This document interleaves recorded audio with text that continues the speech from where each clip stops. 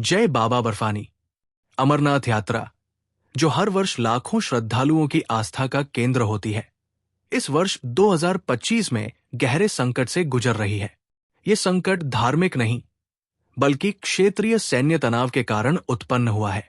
22 अप्रैल को हुए पहलगाम आतंकी हमले के जवाब में भारत ने 7 मई को पाकिस्तान और पाकिस्तान के कब्जे वाले जम्मू कश्मीर में आतंकी ठिकानों पर ऑपरेशन सिंदूर को अंजाम दिया। इससे बौखलाए पाकिस्तान ने भारत के सैन्य ठिकानों और नागरिक इलाकों पर हमले की कोशिश की। 4 दिन से पाकिस्तान नए नए षड्यंत्र रचता रहा। भारत ने इसका संयमित और करारा जवाब दिया। भारी नुकसान और दुनिया में हो रही किरकिरी की वजह से पाकिस्तान ने आज दोपहर 3:35 बजे भारत से बात की और संघर्ष विराम की अपील की। इसके बाद भारत ने शाम 6 बजे के करीब संघर्ष विराम का ऐलान किया। पाकिस्तान ने लगाई गुहार, फिर तैयार हुआ भारत। दोनों देशों के बीच संघर्ष विराम लागू किया। पाकिस्तान का बातचीत के लिए खुद पहल करना और संघर्ष विराम पर राजी होना किसी नाटकीय घटनाक्रम से कम नहीं है। इसके कारण क्या है और इसके पीछे की कहानी क्या है, आइए जानते हैं।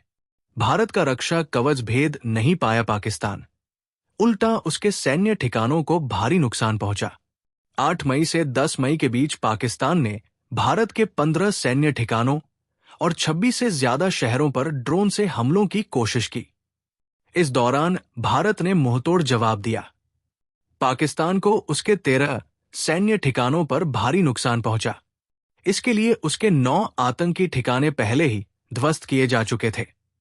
पाकिस्तान भारत के वायु रक्षा कवच को भेद नहीं पाया। पाकिस्तान की तरफ से 400 से ज्यादा ड्रोन दागे गए। हाई स्पीड मिसाइलों का भी इस्तेमाल हुआ। भारत ने सभी को इंटरसेप्ट कर दिया। भारत ने जवाबी कार्रवाई में पहले लाहौर स्थित एयर डिफेंस सिस्टम को तबाह किया गया।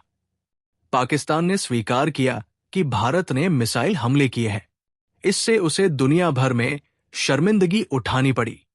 13 सैन्य और 9 आतंकी ठिकानों को मिलाकर उसे कुल 22 ठिकानों पर मुंह की खानी पड़ी।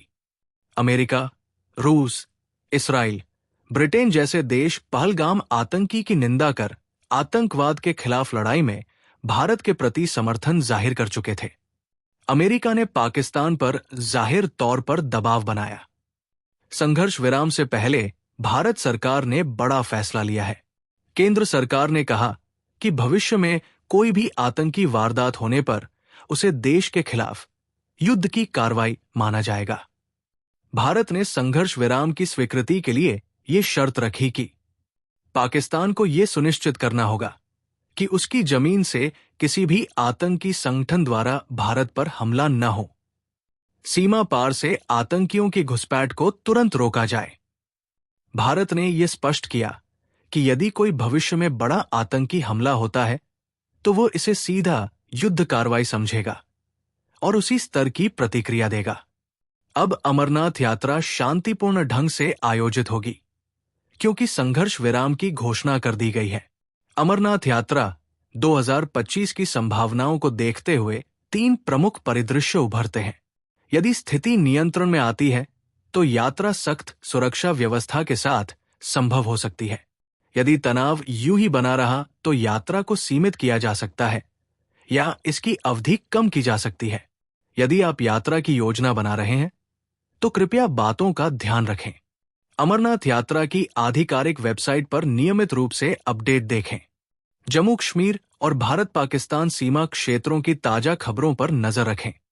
यात्रा बीमा करवाना न भूलें, जो अप्रत्याशित परिस्थितियों में सहायक हो सकता है।